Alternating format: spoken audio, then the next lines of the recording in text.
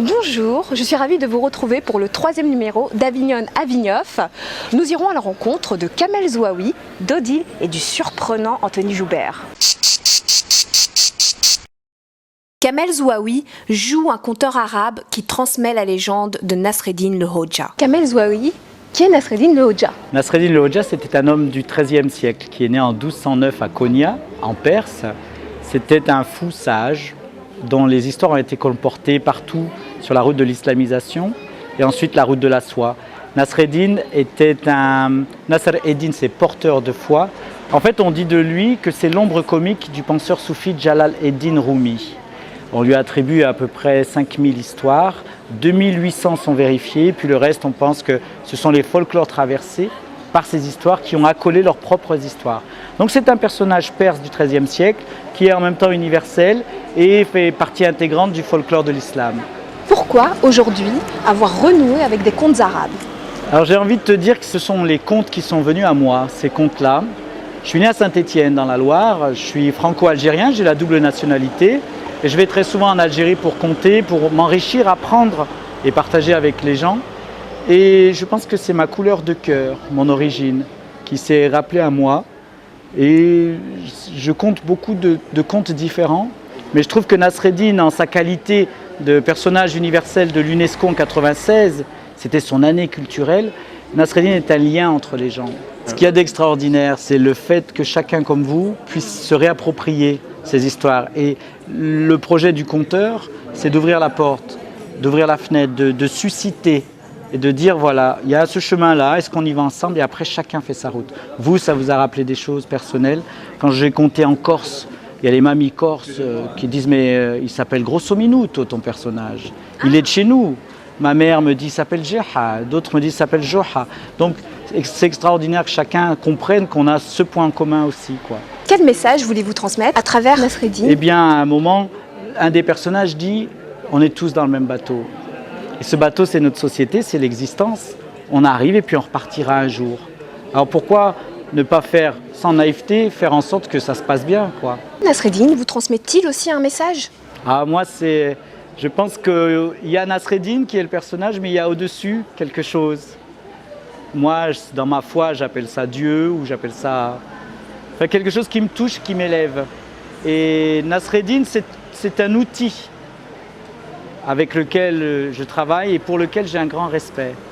Tu sais, les gens qui font de la ferronnerie, ils auront un respect extraordinaire pour leur outil. Et Nasreddin, c'est un copain, un outil, c'est un lien, là aussi.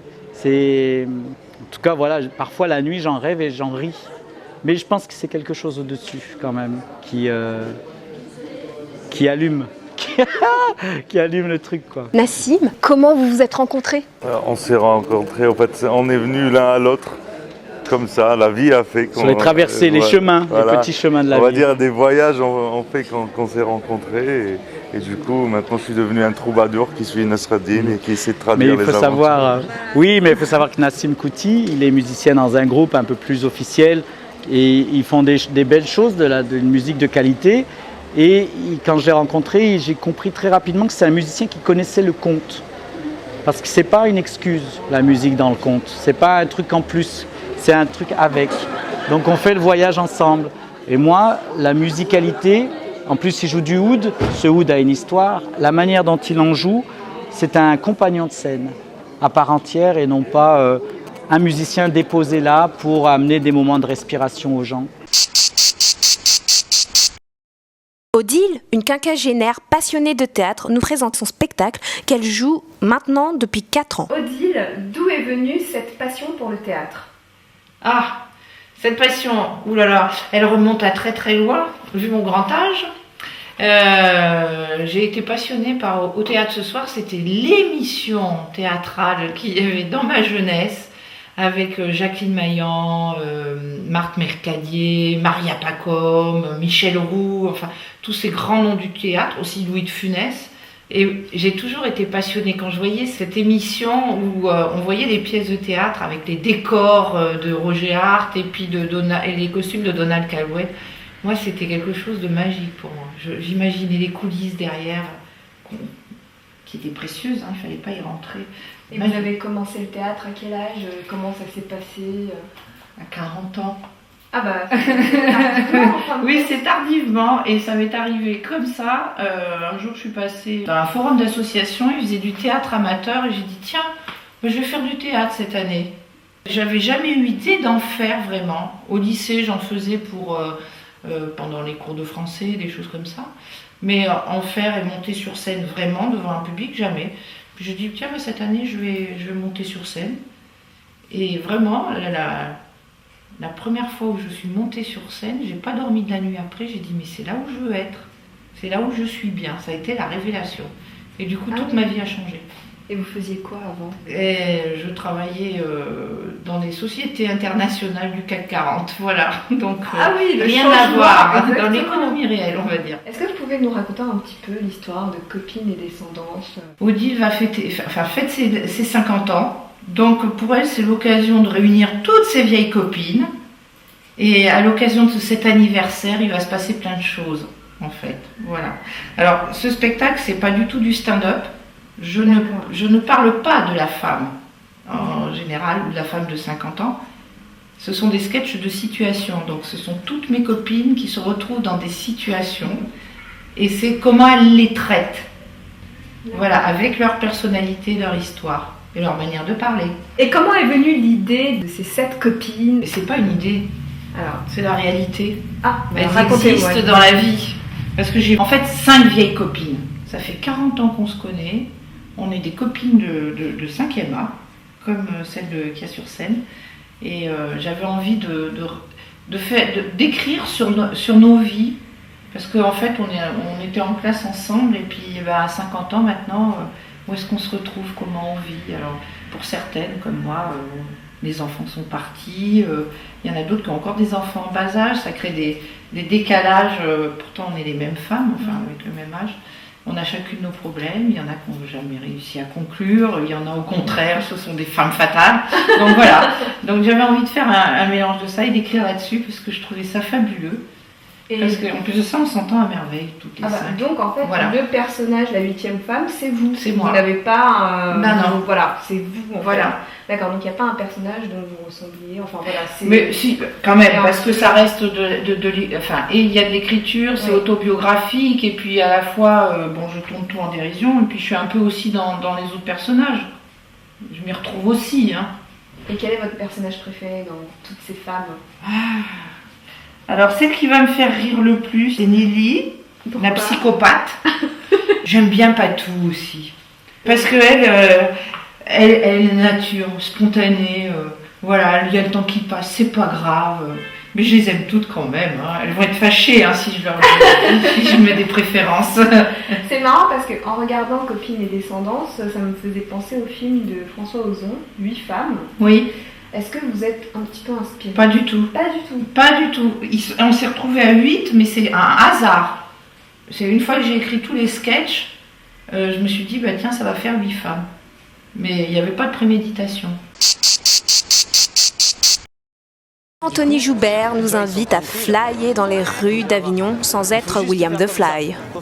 C'est qui a fait ça? C'est qui a fait ça? Anthony Joubert, Anthony Joubert, putain! Anthony Joubert! Dites, Bonjour! Notre vrai nom, c'est qui c'est qui a fait ça? Parce qu'Anthony Joubert ne sait pas lire, ne sait pas parler, mais on l'aime quand même. C'est qui a fait ça? 17h30 au Cinévox. D'ailleurs, toujours autographe, toujours dédicace, c'est énorme. Alors, One Man Show? One Man Show, voilà. One Man Show à l'Antidote en effet. C'est un One Man pour ceux qui l'ont vu il y a quelques années. Il y a 50% de nouveau. Parce qu'en fait, j'arrive pas à écrire totalement un nouveau spectacle. Je fais toujours une évolution. Tous les mois, j'essaie d'évoluer le spectacle avec ce que je vis, avec comme j'évolue.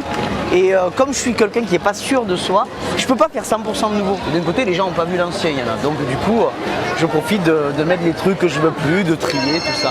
Je m'amuse. Et il y a William Lataille. Oui, exactement. Une émission de passer de bons moments. Une émission, voilà. Oui, la France a un incroyable talent. C'était mon premier passage. Et c'est rigolo parce que ça a été justement, on va dire, mon premier défi avec des potes. Parce que dans l'émission, je dis tiens, je vais faire cette émission.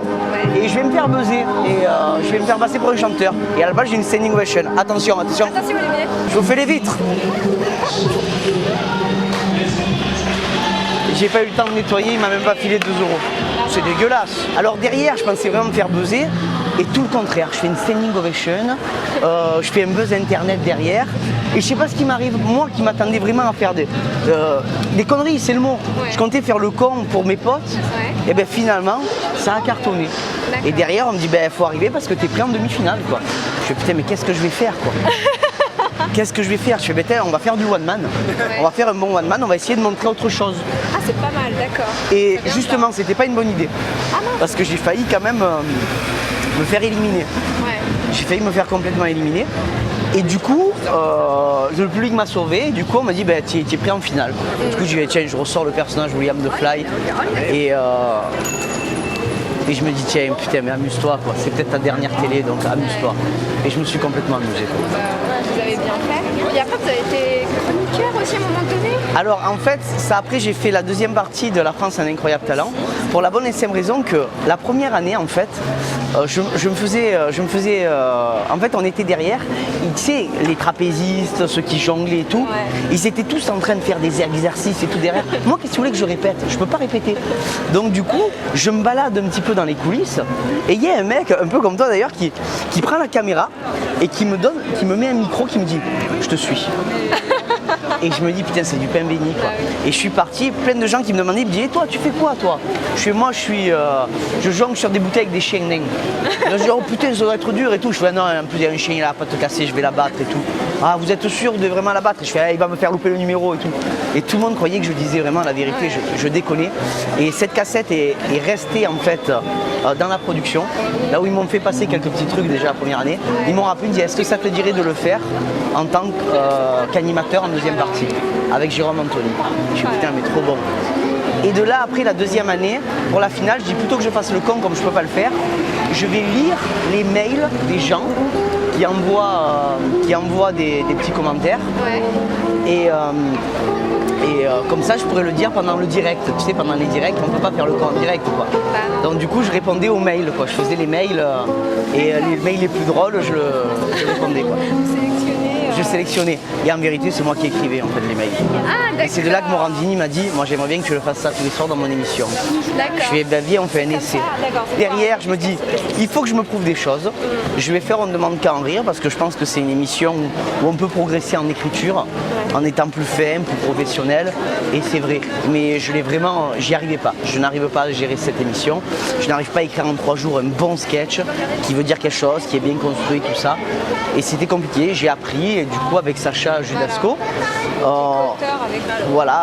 ce jour-là, le jour où on s'est rencontrés, je trouvais ça, c'était une belle histoire parce que je rentre dans les loges de France 2, je claque la porte de la loge et on est 2 par loge. Et il y avait Sacha ce jour-là et je fais putain, j'en ai marre, quoi.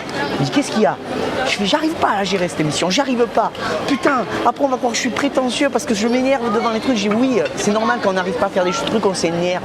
C'est énervant. Et je pensais à l'image et je me dis putain, voilà. Il me dit mais il faut que tu travailles avec quelqu'un, Anto, tu peux pas le faire seul, ça. Je fais ah ben écris toi. Il me fait ok. Mais comme ça, je lui dis c'est pas des paroles en l'air, hein. Tu m'aides. Il me dit c'est bon. Il me dit tu sais quoi, si tu arrives à avoir un 14 au prochain, que des 14, on continue. Si on n'y arrive pas, ben on arrête. C'est normal, on se colle pas à la peau, c'est normal. Ça peut arriver. Et j'ai un 16. J'ai pris des 16. Il me dit bon ben on continue. Et depuis j'ai dit tu vas m'aider dans le spectacle. Et du coup on s'y a mis. Et ça je trouve ça bien. Voilà, c'est terminé pour aujourd'hui. Mais demain nous retrouverons Ali Bougueraba avec les Carboni, Catherine Gilalcala et Zaya. Je vous quitte avec le sac à pub. À demain. Un regard très doux, d'un sourire si tendre, c'est simple à comprendre. Pourtant ça vient, on le sait tous. Quand les jours meilleurs se font, attendre la résolution c'est de s'entendre l'un contre l'autre, s'étendre et d'être